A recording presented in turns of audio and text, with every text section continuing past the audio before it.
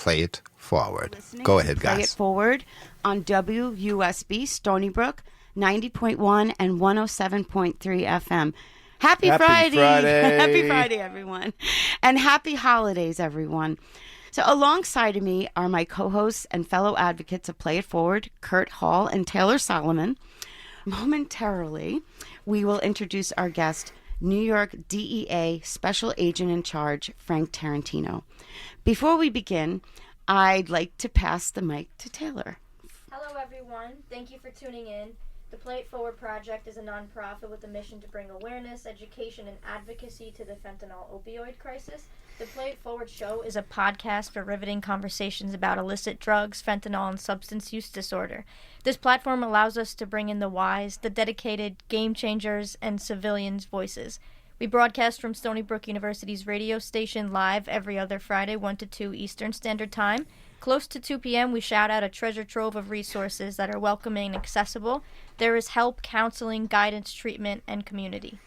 We are on Instagram at sbu.playitforward. Check that out. On YouTube at the Play It Forward Project, all one word, is where you can listen to our previous show on the go. If you connect with the mission, we truly appreciate your support on social media.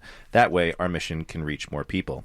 You can also reach us by email at sbu.tpifp@gmail.com. We'd love to hear from you.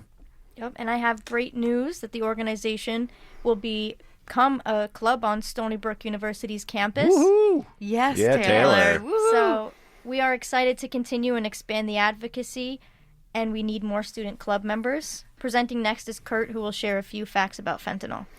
Fentanyl is a highly potent synthetic opioid that is 30 to 50 times stronger than heroin. As little as 2 milligrams of fentanyl have been killing many people every day. Here's a visual picture of Penny. The amount that is on Abraham Lincoln's nose is a fatal dose. This deadly opioid kills one person on average every 11 minutes, making it the leading cause of death for adults ages 18 to 45. That means approximately 5 people will die during our show. Fentanyl's devastating toll claims over 200 lives each day. This is similar to a commercial plane crashing every single day. Without further ado, here is Allison to introduce our guests. Thank you, Kurt and Taylor. We are deep dive into the holiday season. For all its presumed joy, the holidays can be hard for families dealing with drug addiction or who've lost loved ones to overdose. It's often a hard time for people who are using, people who are celebrating, and normal routines are disrupted. Not a good combo for people trying to stay sober. For all of you out there dealing with these tough issues, you have our support, and we wish you strength. Our guest today is DEA Special Agent in Charge, Frank Tarentino. Over the course of his 25-year career with the Drug Enforcement Agency, Frank's done everything from international drug smuggling to organized crime closer to home. He started his career with the DEA in New York, then Afghanistan, New Jersey, and then was promoted to Special Agent in Charge of the Seattle Division, and last year became the lead agent in charge of New York State, the largest division of the DEA. Frank has been on the front lines trying to keep fentanyl and other drugs out of supply chains. He is also very involved and hands-on with the community, and he truly cares about this problem. Frank was one of the hosts and keynote speakers at the DEA's second National Family Summit on Fentanyl Poisoning Epidemic back in November, which I attended. I learned so much from him that day and from our last show back in April, so I wanted to have him back on today. So on behalf of Play It Forward and WUSB, I'd like to warmly welcome New York DEA Special Agent in Charge, Frank Tarentino. Frank, welcome to Play It Forward. We are so grateful for you to be here today, and thank you for your service to our country. Well, Allison, Kurt, and Taylor, thank you for having me back on the Play It Forward show. It's great to be here, and I look forward to our conversation today. Thank you so much. We have a lot of questions for you, so here's Kurt to get it rolling. To set the tone, we were wondering if you could maybe share some insights into the current landscape of fentanyl-related incidents during the holiday season. Kurt, this is a really important time of year.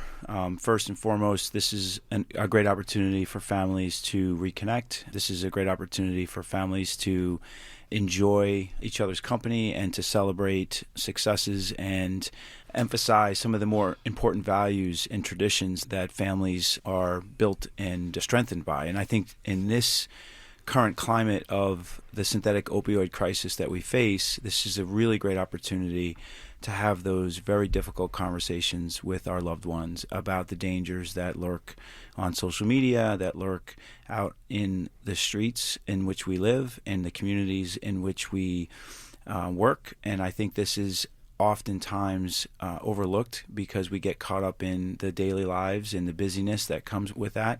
And I think this is just a really nice time of year to show how much we care and how much we love each other by having those difficult conversations.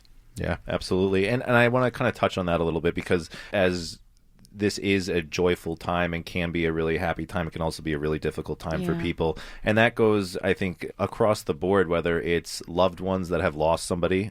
The holidays are a tough time to get through. I was just with somebody who attended your summit, Mary Ellen, last night, who lost her son, my really good friend, 2 years ago. And we were talking about that, and the holidays have been really tough thinking about him. And I also can tie into some of my own story of being absent during holidays, not being invited to holidays, not being welcome at holidays, being in treatment during holidays. And there's a lot of triggers. Going home to family can be a great thing, and you can see everybody and you can have a really loving, great time, but you maybe don't have a great relationship with your family, and you're going home to an environment that you used to use in that is triggering to you now, and maybe you don't have the coping skills that you necessarily thought you had, and I think it can really sneak up on people. So I just wanted to kind of touch on that a little bit, and the importance of reaching out to those that may be struggling during this time. One thing for me was just having people reach out and let me know that they were there, that they still cared. If you have a loved one that's out there using, see if they need anything, if they need blankets, clothes, if they need a place to stay temporarily, something like that. Reach out. Yeah, because it's really hard for us in addiction to, we have a lot of guilt that comes up from being absent and from ruining holidays and whatnot. So it's a really tough time of year for everybody. Yeah, very triggering, but I think it can also be a really joyous time. So I think we have both sides of that. Yeah, so be there for people, because everybody is important. Mm-hmm. I think it's important that our listeners know you guys do way more than just lock up the bad guys. Yeah. Your outreach efforts are so commendable. So why don't you speak about what our listeners need to know more about what you do? Well, thank you, Allison. I think, Kurt, your message is really important, and I appreciate you sharing that, because it's something that affects all of us. And this is the unfortunate situation we find ourselves in today, that this affects all Americans. Mm-hmm. There is someone in our life, once or twice or three times removed, who has been impacted by this opioid crisis that we face. I mean, we're talking about numbers that we've never seen before. So 110,757 Americans died in 2023, where if we're looking at a time frame of May to May of 2021 to 2023, we're talking about 112,000 Americans that have died to overdoses and poisonings in the United States. And so this number should shock the conscience. This number should mean something to each and every one of us. When we talk about just how devastating this is, we're talking about the leading cause of death between Americans 18 to 45. Right. That's crazy. Right? And so what we can't forget is that this isn't a silent killer that, just sneaks up. There are a lot of signs and warnings that we should pay attention to, and this is the part of the conversation that is difficult. And this is why we have to educate the public, and this is why each American needs to take the time to go to our website, read our material, educate yourself, and then share that with as many people as you can, because the information is there. The data is there. We have done an incredible job of crunching that data. The last time we were together, there was back in April, we were advertising to the world that there was 6 out of every 10 pills that we tested were lethal. Mm-hmm. So a year later, I can sit here and tell you that 7 out of the 10 pills that we test are lethal. We had to change we had to change it from 6 to 7. And I think, kind of to tie in all this too, we've spoken before about how it's almost like people are talked out, and we talk a lot, and I think to Allison's point about you guys doing so much, you're out there, and I can't tell you how many people I've met on this journey that went to that summit, and what a profound impact that had on them. Family members that have lost loved ones, still talking about it today, and how meaningful it was for them to be heard. And I think that speaks so much to what you guys are doing. Yeah, Kurt, well, I would say, and Allison mentioned it, we do tremendous work, and our cases really do speak for themselves. And I could sit here for hours and tell you the incredible work that we've done, the impactful cases that are now going before judges in the Southern and Eastern District of New York and the Western and Northern Districts of New York. That is something that we do extremely well. But that's not the most important thing when we talk about saving lives. Saving lives is also about educating the public and making sure that we give the American people the information they need to make good choices. And it's also about making sure that educators, caregivers, and parents have enough of a framework of what is causing the most harm in their community so that they can have those conversations with their loved ones. So we have done an incredible job, I believe, not just here in New York, but across the country as an agency, going out and spreading our message. And we've put out a number of public safety announcements, alerts. We've provided on our DEA.gov site, DEA.gov/1pill. You can go there. You can download all the material. You can use the material in the classroom. You can use it in the community. We have no problem whatsoever that you take that and you make it your own. You can. We're not getting sued for copyright? Not at all. Not at all. We want people to use it. Of course, yeah. Yeah, there's a wealth of information. I've been many times to your site. Yes. And I think to Kurt's point about the impact, it has a reciprocal effect, right? The agents, the investigators, the men and women who do the work every day on the front lines are rejuvenated and re-energized by hearing the stories, the messages from these parents, these loved ones that have been taken from us too soon. And that is the purpose. That is the underlining mission in what we do, and that's saving lives. And so, we gain just as much from them as I hope they gain from us in these conversations, and these are conversations that will go on for a very long time. Yeah, and I think that the saving lives is kind of twofold, because you're preventing the death of others, but you're also giving hope to people who have lost loved ones. And I think that in that dark time, your presence, your willingness to listen, your commitment to being with them, I really think is like a very twofold thing. And I think that you're really giving them some hope and essentially saving them. It's catastrophic when you lose somebody. And sometimes it's really hard to go on. Child. Yeah. Your own child. Yeah. I left that summit with hope, and I could say that the parents and the people that were there felt the same way. It really, I want to thank you for that. Well, Allison, I say something all the time that I think is indicative of the men and women that we have in our division, and that is the men and women of the New York division are dealers in hope. And the work that they do is exactly that. It provides hope and optimism to the communities in which we serve and protect. It shows the American people that we do care. It shows the American people that we're willing to put ourselves in harm's way to stop this poison from flowing into the United States, and that we genuinely care about their health and welfare. And, this is something that it's a lifelong mission to do good. And I think when we talk about this work, we sometimes forget about that these men and women come from so many different places, but in the end of the day, they all serve for one purpose, and that is to save lives. Wow. Beautiful. Yeah. Commend you for your service. Thank you. Yeah, thank you. What are we jumping into next?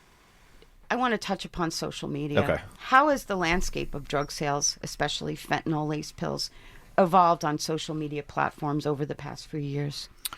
So, Allison, we have to go back to what was most prominently found on the streets, and that is the plant-based drugs. And plant-based drugs still do exist in large quantities, but The new landscape is the synthetic opioids, and the reason for that is it's just more efficient, more effective, and it's cheaper. As a marketing standpoint from the dealer's perspective. Yeah. Yes, I mean, but even from a manufacturing, cultivation, and transportation production model, from a business model, it's more efficient. They don't have to wait for a growing season. They don't have to wait for any cultivation. They don't have to wait for, any natural resources to be in abundance. This is a synthetic-made drug in rudimentary labs in Mexico that is being transported into the United States in so many different ways, by land, sea, air, by water. This is something that we have to understand is in large abundance quantities that we've never seen before. So it is in greater quantities, it is in greater lethality, and it is more easily and widely available to the American public. And part of that is because of social media. So social media has been weaponized by the cartels. They've taken and harnessed that capability to reach a greater audience. And when we talk about the multiple millions of social media users that the United States has, we're talking about an incredible network of potential clients that the cartels can advertise to. And don't mistake this for just a target of opportunity. This is very deliberate in their approach to how they spread their business across the United States, but also from a global point of view. So what we say, very simply, is that if you have a phone in your pocket, you have a drug dealer in your pocket. Wow. Parents, caregivers, you need to listen to that. What about the emojis? Let's touch upon that, because a lot of parents, kids being off of school during the holidays, they're going to be spending a lot more time on social media. Unsupervised, maybe. Yeah. Home alone. And I think it's really important that parents have this information. So what advice would you give to parents and caregivers for the holiday season, or any other time for that matter, regarding social media? Yeah, what should they be looking out for? So listen, I have 3 children. I have a teenager still in the house that is a habitual social media user, and it is definitely a new tool that our young people utilize on a regular basis. I would just say that parents need to be more curious about the conversations that they're having and whom they're having them with, and in the manner in which they're having those conversations. And so the coded language that the cartels and the drug traffickers are using is intentional to hide and disguise what they're advertising, but the general public, the people that are seeking this, have an understanding of what that coded language is. Parents may not, but when parents see strings of emojis that are confusing, they should ask questions. They should be curious about what this actually means. And so this is the time when parents and children might struggle and having those conversations. But at the end of the day, what I would tell parents is invading your child's privacy, although uncomfortable, may save their life. Right. Absolutely. Right. And that's, unfortunately, I think a lot of parents fall guilty or fall into that trap of not my kid, and I don't mean to say it bluntly, but what conversation is worse to have? That's right. Before or after, Yeah. I mean, it's a necessary conversation. Yeah. And I think parents will be surprised at their kids' reaction. I think kids may be uncomfortable and they may not like it, but I really truly believe deep down they feel more loved, and they feel like, hey, they're looking out for me, but they're going to show expression of being annoyed at that time. Well, but and the bottom line is that chances are, if they're using something, they're in pain, they're trying to escape, they're hurting, they're scared, they're lost, they're whatever, and maybe that conversation is going to open a door to a whole new relationship with them, and maybe this is what they're looking for. And, I've had my son on before. We've talked about it multiple times, and we have a very open relationship about my past and about his current situation and what he's going through. He's a 7th grader in middle school, and what that looks like and what to expect and what kids are doing. And, for a 12-year-old, some of the stuff he tells me it's scary, And I have a friend who works here in the middle country school system, and Kids know it's a pretty lot wild. more Yeah. nowadays. Yeah. They you really know? are more aware because of social media. Right. Yeah. Right. There's a lot of misinformation out there. So I really think it's our job as parents and teachers and mentors to Humans. be vigilant and look over their shoulder. It's okay. Yeah. Yeah. So, I think that it is alarming that 12-year-olds are potentially subjected to this information on social media, but it's true. I can tell you, and Kurt, I appreciate you sharing that story. These kids at younger ages are being exposed to information and to people much earlier than we were when we were kids. Oh, my Yep. gosh, And it's yeah. because of social media. It's because of the globalization that we face today. And I would even say that the globalization of drug trafficking has changed the landscape. We live in an age now where you can near instantaneously obtain anything that you want or need on right at your social media. fingertips. And so TikTok and Facebook Messenger and Instagram and Snapchat, all of them can do better. All of them should be more responsible about scraping their networks, scraping their platforms to remove the content that is causing the harm. And each of those companies have pledged to do more, but they need to continue to do more. Right. Right. And keep pledging to continue to do more, so What maybe could we they eventually do? get there. Yeah, I mean, that was going to be one of my next questions. It could be changes in their algorithm, right? Yes. Are they just reluctant? Well, I think that these companies are now much more aware of the harm that is on their platforms and on the networks that they, sort of advertise a number of different things on, right? There's a lot of anonymity on these networks that causes problems too. What I would also say is that there are a number of young people, most vulnerable people that have prescriptions for illicit drugs for various reasons that unfortunately run out of a prescription while they're away at college and don't get a refill, but think that they can borrow it from their friend or they can get it online. And this is where we're seeing these overdoses, these poisonings. And this is why our one pill can kill message is so important, because all it does take is one pill. And so if somebody is taking Adderall and their Adderall prescription runs out and they don't get a refill, they don't get a prescription from a doctor and go to a licensed pharmacist and get an actual prescription filled by a responsible, professional, and they get it online, they're running the risk of overdosing and dying. It just happened to a friend of mine. He didn't die. Luckily, it was non-fatal. Needed to get more Xanax, and friend said, "This is my script. This is my script. This is my script." And his wife found him unresponsive in the bathroom. I think it's important for you to mention, because this really stuck out at the summit. You can't tell the difference. Even your trained chemists that work with you, by even visually looking at it, it's perfectly done. Yeah. So I want to be clear, too, about this. This is a new... You mentioned the current landscape. I will tell you that almost all drugs today are laced with fentanyl.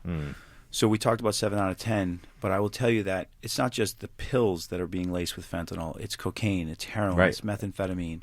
It's all types of drugs now have a lethal combination. So I was in our laboratory just the other day in our building in New York City, and I was shocked to find some of the chemists testing different exhibits that had cocaine, methamphetamine, fentanyl, and xylazine, all in the same All exhibit. in one? Oh my All in God. one. So now we have this cocktail of lethality that is being produced either in Mexico or it's being adulterated as it moves from Mexico into New York City. And all of these additives is what is causing the harm in New York City. Wow. And Oh I my think that goodness. people need to be mindful that when they're buying something on the street or on social media, it will be laced with fentanyl.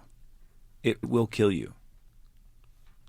On that note, I mean, Agreed. but that is what people should be doing, is just automatically assuming that this is. That will kill you. Unfortunately, in the mind of an addict, it's always never me, and it won't happen to me, and it won't happen to me, and Oh Yeah. my gosh. really sad. All right, our mid wrap here. Yeah, we're getting close to a little bit of a mid wrap, and thank you so much for your service, Frank. And everything that you and your department do to keep Do not us. stop. Yeah. We need you. Yeah, and we're very excited to bring, I guess I'll just mention before the wrap, we want to have a similar summit here in Suffolk County. Here at the university, we're working with the district attorney's office. Shout out to Megan O'Donnell. That was so informative. I feel like I've learned a lot over this past couple of years about this, but I left there with so much more information. Yeah. And we really do need to have that. Yeah. Well, thank you for joining us for the first half of our show. By now, almost everyone knows of someone who has died this way. So we must remember that these deaths are preventable. Each one of us has the power to make a difference. To all parents, we understand these conversations can be challenging, but don't fool yourself into thinking, not my kid. And to everyone, talk to the people you love. Your words and support can be life-changing. It may be the most crucial discussion you'll ever have with them. One pill will kill. So I'd like to play a special holiday song that's very meaningful. It's about bringing people together and peace and love. So here is Stevie Wonder's Someday at Christmas. We will be right back with our special guest, DEA Special Agent in Charge, Frank Tarentino. You are listening to WUSB Stony Brook, 90.1 and 107.3 FM. We'll be right back. Welcome back, everyone, to Play It Forward. I'm Allison, and you are listening to WUSB Stony Brook. I'm excited to have New York DEA Special Agent in Charge, Frank Tarentino, with us in the studio today. Welcome back, Frank. Welcome back, everybody. Let's pick up where we left off. So, at the summit in November, you spoke about the challenges of prosecuting on state versus federal level. What do you make of that? So when we talk about an overdose or a poisoning investigation, we have to first understand that this is much like a homicide investigation or a murder investigation. So on the federal side, what we look at is we have to initially show either sale, possession, or distribution. And once we can show sale, distribution, or possession, then all we have to show is that there was a death that resulted from that. So that's where the death resulting charge comes from. That's Death a lot. by dealer. Death by dealer. That's a lot easier than in the state system. So in the state, when there's a homicide or a murder, right, then there's mens rea that's involved. So then we have to talk about, intent, recklessness, or negligence. And so that is a much more difficult charge to prove in the state. And so it, although carries a significant penalty, possibly 25 years to life, we're talking about just a more cumbersome, more difficult procedure and avenue for the prosecutor and the investigative team. So we, as federal agents, will oftentimes try to take our cases through the Southern District of New York and then in the Eastern District of New York here in the New York City metropolitan area, and then, of course, in the Northern and Western Districts of New York, and then all the Southern Districts, all the U.S. Attorney's offices across the United States. We bring these federal cases because, again, it's about establishing sale, possession, or distribution, and then that there was a death that resulted from that. And, again, that's a little bit easier to prove. Wow. Does not sound easy. All No, that it sounds so complicated. It does, actually. Yeah, it's incredible. We wanted to talk a little bit about the border without getting political. I think that it's a nonpartisan issue, and I think that a lot of, as you've spoken to, a lot of the fentanyl coming over is coming from Mexico. So can you touch a little bit about that? So the vast majority of fentanyl powder and pills that's coming into the United States is coming from Mexico. And again, just to go back so that our listeners understand how this works, the precursor chemicals that are flowing into Mexico originate in China, sometimes in India, but predominantly China. They flow into Mexico, and in these super labs in Mexico, it gets synthesized into fentanyl powder and pills, and then also methamphetamine. And then the methamphetamine and the fentanyl is flowing into the United States by all means necessary. By land, sea, air, underground tunnels, you name it, backpacks, in computer parts, in machinery, in vehicles. People, I was reading. Body carriers. Everything. Yep. So the cartels are really only limited by their imagination and by the amount of precursor chemicals they can get their hands on. So when we talk about the cost effectiveness of this new business that they're in, we're talking about pennies in terms of how much they can produce. That's how cheap these precursor chemicals are. So when they make these fentanyl pills in Mexico, it's about 7 cents a pill in Mexico. Oh, my God. That Wow. pill will sell here in the United States for anywhere between $10 up to $30 or $50. Wow. So the amount of money that they're making is tremendous. And again, it's a business. Yeah, Right? yeah. And again, we call it the criminal version of Amazon. They have the distribution hubs, they have the networks, they have the transportation units and facilities. This is what they do. This is their business. And so when we talk about the border, what we're focused on is the cartels, Sinaloa and CJNG, that are operating in Mexico. And we're looking at their organizations to take out them from all the way from their manufacturing to the money that's repatriated back to Mexico and to China. So it's taking out the entire supply chain of the trade, of the illicit trade. And the border is really where we're seizing the vast majority of these fentanyl powders and pills. But I will say this, that the New York division is the hub, because New York City is the hub of what the Northeast needs in terms of supply and consumption. And when we talk about New York City, we have to also think about the Bronx. The Bronx is ground zero right now for these distribution networks to push their fentanyl powder and pills into New York City, but also throughout the Northeast. And we've had a number of successful investigations that have proven that recently. But Can it all you talk goes about back to the border. any of those? I mean, we were just kind of talking off the air about everything that's happening in the Bronx, really, and Yeah. you know, it's kind of a So we have a lot of ongoing investigations that we obviously cannot talk about, but some of the more notable investigations that were in the media, we can go back to, unfortunately, the Nino daycare center, and unfortunately Nicholas Dominici that died of a poisoning of fentanyl. 1-year-old. 1-year-old, completely unacceptable. As a parent, as a law enforcement professional, this is what we're trying to prevent every day. and that was a large quantity there as well, right? There was a large quantity of fentanyl powder and pills in the open, right, in that daycare center, but then also clandestinely secreted in traps inside of the daycare. So clearly a stash house for fentanyl powder and pills. And a front, right? Correct. Right. And we have to remember, too, these drug trafficking organizations do want to operate clandestinely in our areas, in our cities, in our communities. And that's why we saw another incident in the Bronx where we saw fentanyl powder and pills being sold out of a pizzeria. And again, people are shocked by this, and we should be.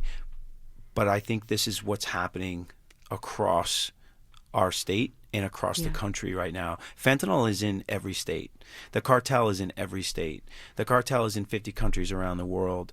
Fentanyl powder and pills are flowing in record rates, and it's causing tremendous harm. And the DEA and our state and local federal partners are working tirelessly to stop that harm. But it's going to be a continuous effort, and it's going to need a sort of whole of government approach to make a difference. And this is the work that we're doing. And our community, too. We were talking about, I think every person has to take a responsibility to this, every American. Yes. You care about our country and the people that live here, and the fact that the age of the number one cause of death, 18 to 45, is this. I think it's time that everybody wakes up can all and do better. Yeah, takes action. Everybody take a stand. Be aware. Yeah. I'd like to, for a second, if I could, just go back Of to course. our conversation about the families. And I really am excited about what you're doing here out in Long Island with your family summit. I think it's really important. What I would say is that we learned just as much from the families as I hope they learned from us. And that was the approach that we took. We really wanted to understand this problem from their eyes, and we wanted to understand how it is affecting, the communities in which they live. And I will tell you that because of those conversations, we changed our ideology and our thought process of what we were calling these. We started calling them poisonings because of our conversations with families, because moms and dads were telling us that their kids were poisoned. And the reason that they were poisoned is because they were unsuspectingly taking a drug that they thought was cocaine or heroin, or that they thought was they were taking a legitimate oxycodone or a Adderall pill, and it was actually laced with fentanyl. So because of those conversations, we started shifting our vernacular, our language about what we were calling these things, and now we're calling them poisonings because that's exactly what they are. It's not an overdose. It's not an overdose. People are unsuspectingly dying because they have no idea what they're ingesting. And so I think that's really important. And I say that, and it's not something that I created, but I think it's really profound. And that is, people don't care how much you know until they know how much you care. And we wanted the families to know that we care, that we're listening. And listening to them has changed how we approach our job every day. And that's beautiful. Say that line again. I think people need to hear that because that's I really remember when you said that. I mean, very simply, people don't care how much you know until they know how much you care. And when you care about something, and when people genuinely feel that you're interested in them as a human being and they want to see you succeed, then they will listen. And as a parent, I think we all can identify with that. Yeah. When our children know that we truly love them and we care about them, then they may understand why we put these parameters in place, these guardrails in place. So really it's about making sure that people understand how much you care about them and about their health and welfare. Well, and I remember, I think it was Carol Trottier that I first heard use the poisoning thing, and that was like such a gut punch to me once she explained it. And I was like, that is just the most heartbreaking thing ever, and that really is, is a poisoning, Yeah, it is, but you bring up a good point, how important our language is in bringing this up, and the numbers, right? And how it's constantly evolving too. I mean, the language of this is, I feel, changes a lot from substance use disorder to, just everything, the way we talk about it, the stigma of it. Right. Yeah. Exactly. I would also say that we talk about trust, and building trust is really important in any profession, any relationship, certainly in law enforcement. But I would also say trust is something that is lacking in the criminal world, right? In drug trafficking, what I would tell people who are substance use dependent, do not trust your dealer. Do not trust the person that is giving you this poison, or that is giving you what you believe to be cocaine or heroin or methamphetamine. Do not trust that they care about you. They really only care about your money. Yeah. And they're driven by greed and power. And so what we tell people is, don't trust your dealer, because your dealer is going to kill you. The kid that I mentioned before, I mean, the person that he bought it from, friend of his for years, was in recovery with him, and they don't care. They don't care. They don't care. And Kurt, that's a great point. And I'm sorry, Allison. What we get, the question we get all the time, which is shocking, is why would they want to kill their customer? People ask us that all the time. Young people and I would say wiser people ask us this question all the time. And the truth is what you said. They do not care. No. They only care about the money that's going to go into their pocket. Because it's so much money. Yeah. And but it is a good question, because if they don't kill them, then they have a customer for life. That's right. That's right. And when it's only costing you 7 cents to make, and you're, it's like, oh man, terrible. It is so important. I like that you brought up the families, and I found that last part of the summit to be amazing as well, listening to every person that got up to ask you guys a question really had so much. I can see why it would help you guys. Yeah. We really want to bring that here to Suffolk County. I think it's really important, and thank you again for what you're doing. Where are we on to next, dear? Well, we could talk about numbers. I think we could sort of recap for the audience to understand just how widespread this problem is.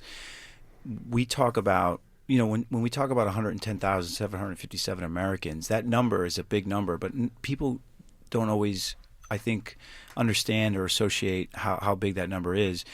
But if we break it down a little bit, I think it's a more impactful number. When we talk about one person's dying every 5 minutes, that 303 Americans will die every single day in the United States, that 12 people will die in the 1 hour that you and I are having this conversation, that's impactful. And that should resonate with every American, that this is killing people, Americans, at record rates. It's killing more Americans than COVID. It's killing more Americans than gun violence. It's killing more Americans than motor vehicle accidents. This is what's killing Americans right now. And as I said earlier, it's the leading cause of death between ages 18 to 45. So this is what people should be focused on right now. And they're not talking about it enough. They're not. I would agree. I didn't mean to interrupt you. Yeah. No, I would agree. You're 100% right.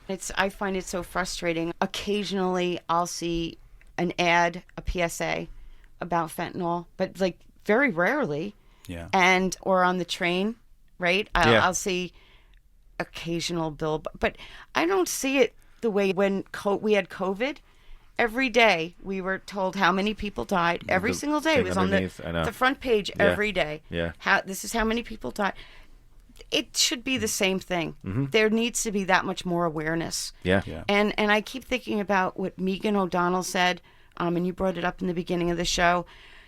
I think people have become desensitized to it to some extent. Maybe they need more, like you said, it was a gut punch when I heard about it was a poisoning, and that really jarred me. Yeah. What else? What more is it going to take? Like, Yeah. What will it take? Yeah, I think that the tragedy that unfolded in the Bronx with the young toddler, Nicholas, 1-year-old, had not even a chance to live a long, productive life like we would want from all of our young people. And so that tragedy did raise, I think, the awareness in New York City and across the United States. Yeah. But we cannot let up. We cannot lose the momentum that tragedy brought to that city and to that community. We have to continuously remind the families and the community that this can impact anyone, anytime, and we can't let up. We can't forget that this is a fight. Yeah. Every single day it is a fight to save lives. It is a fight to remove this poison from the street. And this is why it's so great right now during this time of year, during Christmas, during the New Year, to reconnect with our family in so many ways. Obviously, if our young people have been away at college, it's great to have them home. If people are just visiting, it's great to have them in the house and to celebrate, such a joyous occasion. But again, take this opportunity to have that conversation, because you might not have that. If you skip that conversation, you might not have another you may chance. regret it. Yeah, absolutely. Yeah, you definitely. There's no downside to having that conversation. No. And maybe a couple eye rolls, right? And there are local organizations and resources that even provide information to parents. Like FIST is on Long Island. They help parents start the conversation, Families how in to supportive approach treatment. the children. Yeah. Yep. And I think it's great that we're going to have a club on Stony Brook campus, and we need more students involved and part Young of Play people. It Forward. Yeah. Willing to have those hard conversations. Yeah. And I'm wondering, do you have any advice for starting the club? So, Taylor, I think you've done a great job with starting the conversation and having the desire and certainly the awareness to start a club as important as this one. And I would just tell you that what you should really concentrate on is, getting your mission statement out there and making sure that people understand the purpose behind the club, which is really saving lives, just like we are. Mm-hmm. And I think people will rally to that cause. And I would join that club. Sign me up. Oh, wow. Yeah. But, it's funny. I think, Allison, you said earlier how important it is that our children understand that we care about them. And when we have these conversations with them, it's because we care. And I would say that during this time of year, as we go through the holidays and we are excited about what might be under the tree or what might be in the stocking, I think the greatest gift that we can give our loved ones is this gift of conversation. And that is what shows the love and the care that is going to save lives. Let's make this a mass effort. Yes, that's right. Well said. Yeah. We were talking about different cases, and we were talking about young people.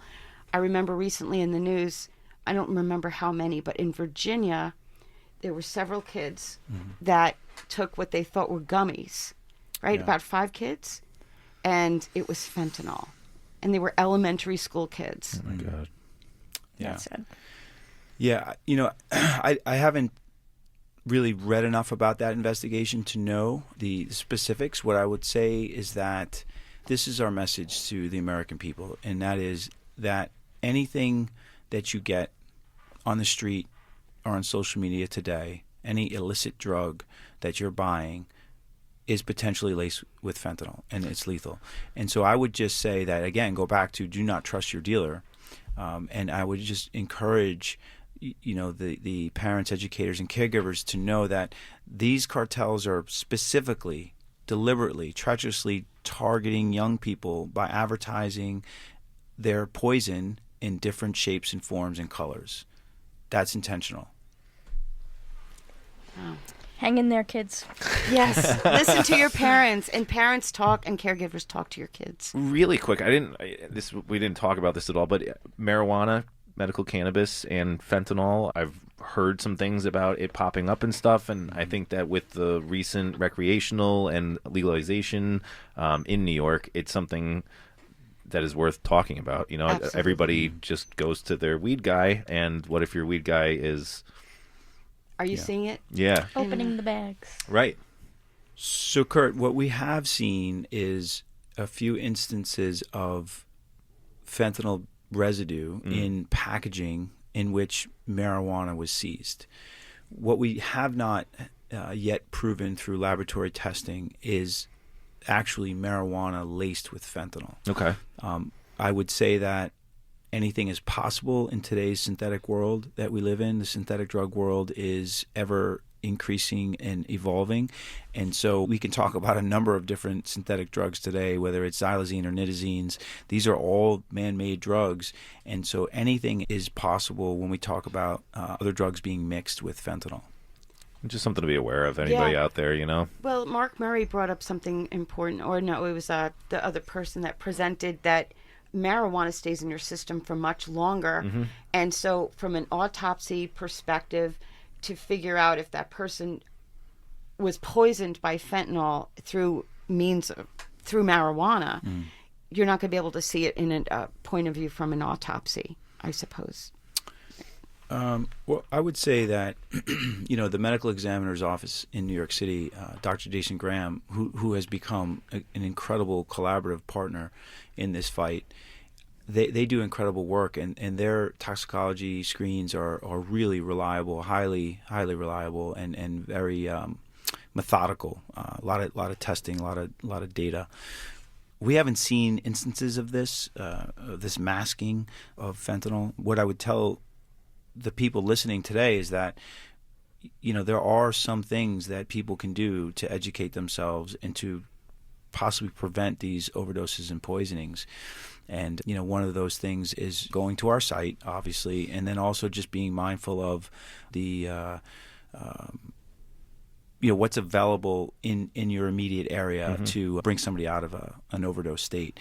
There's 911, of course, but there's also, of course, Narcan or naloxone, which our agents carry. All of our agents are provided the naloxone or the Narcan, and they have that first and foremost for themselves in the event that they become in contact or they become exposed to fentanyl powder, and or in the event that they arrive on a scene and somebody's in an overdose state, they can deploy it. And again, this is something that we would just tell people that Narcan, it should be used, because you never know if it's going to be fentanyl or not, but Narcan's not going to hurt anybody. Right. Better safe than sorry, yeah.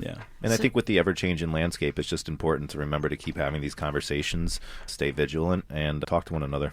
Yeah, so this goes pretty quick, but before we wrap up, maybe in a few words or so, what key message or takeaway would you want to leave our listeners with?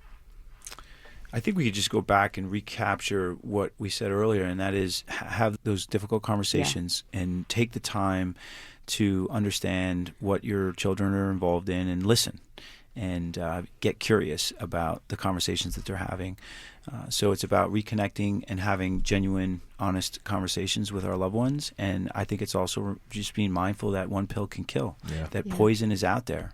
And we should be vigilant, as you said, and we should be mindful that if it's not coming from a professional, trusted doctor and dispensed by a licensed pharmacist, we should not be taking it. Directly. And Narcan is free.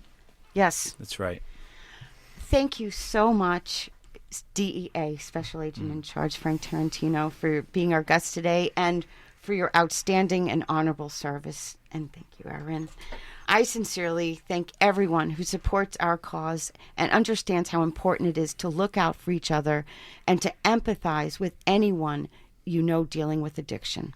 Let's continue to spread awareness about the dangers of illicit fentanyl and promote harm reduction tools like Narcan and fentanyl test strips.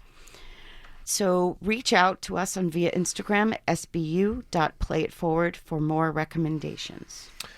If you are struggling with mental health or substance use, you are not alone. SAMHSA offers services and resources for substance use disorder. 1-800-662-HELP for support. SAMHSA also has a 24/7 info service at 1-800-487-4889. For additional help, you can visit Hope House Ministries online at hhm.org or call 631-928-2377. LICAD, Long Island Council on Alcoholism and Drug Dependence, offers support and guidance at 631-979-1700, and you can find more information at licad.org. I also want to include one more, a website that a good friend of mine made, and it's called beyondtheopioidcrisis.com, and it has a lot of info about substance use disorder, the opioid epidemic, and the effects that it had on us during COVID. So Please check that out as well. Awesome. And LICAD also gives out free Narcan kits on Long Island. Also, CPO, Center for Prevention and Outreach, is a department at Stony Brook. If you are a local Stony Brook community member, check out Stony Brook CPO's SB Engaged page. It's super user-friendly and easy to check out their resources and trainings. On behalf of Play It Forward, thank you all for listening. We invite you to join us on Instagram and YouTube, and we hope to hear from you. Our Instagram is sbu.playitforward, and our YouTube is the Play It Forward Project. We hope that our message reaches somebody. So for now and always, keep playing it forward. Thank you, Taylor and Kurt. And this is Allison of the Play It Forward Project, and I hope you tune in to our next show. And having Frank on twice for this year, thank you so much. My pleasure. You got Frank, a nice jacket. For your service and your time with us today. And thank you, Tyrone and WUSB, and of course my wonderful co-hosts, Kurt and Taylor. Thank you, Allison. I wish everyone out there a wonderful, happy, healthy holiday, a happy new year. Have those conversations with your loved ones. Don't think it can't be your kid. Have the conversation. So you are listening to WUSB Stony Brook 90.1 and 107.3. Frank picked out a special song, Do They Know It's Christmas Time? I think it's from the 80s, but a great one. Be well, everyone. Happy holidays. Merry Christmas. Happy Hanukkah. Happy New Year. It's Christmas. happy holidays. Please look out for one another.